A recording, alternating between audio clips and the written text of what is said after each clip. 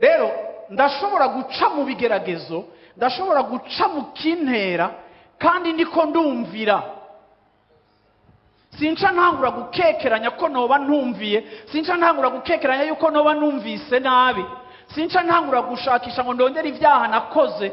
Oya, birashoboka yuko mu kumvira Imana no kujana n'Imana yawe, birashoboka yuko wakijijwe ibibazo biratangura, birashoboka yuko wakurikiye Imana ibibazo biratangura, birashoboka kuri kuraca mu bibazo kandi warumviye.